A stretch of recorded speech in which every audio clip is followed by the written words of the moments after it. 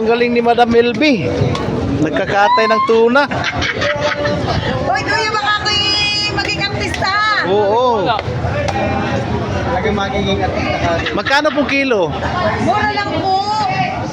Yung ulo ay 250. Yung naman po'y 280. Ganun. Sa China nila 280. Galing. Ha? Sa China nila 280. Alam mo yung 280. 280 nga po ang laman. Yung ulo po, 250. Pag pulutan, mura lang. Wow, maganda oh. Oh, yan ang binibili namin dito. Nabili ka ako ng laman loob dun. Ikaw Sige, talaga. tanggalin mo yung panga. Yung sa akin ba yung ano, yung laman loob nandun pa? Ay, ganun po yung laman loob, kukunin niyo po baga? Alam mo dun. O, tatay. Plastic mo. Plastic mo. Para kami may content. Nagkakatay ng tuna si Madam Elby. Huwag naman, madam. Eh di, Madam nang tawag namin sa iyo eh. Yung bossing na lang. Huwag ka, madam ka, kuya. Ay, sorry.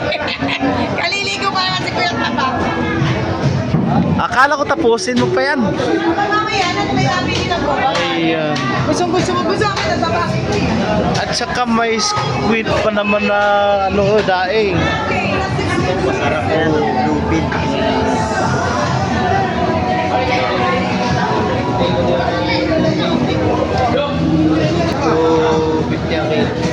Oh.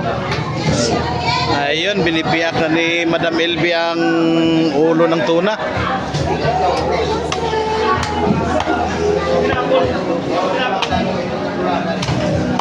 Sinasala ang po'y tindera.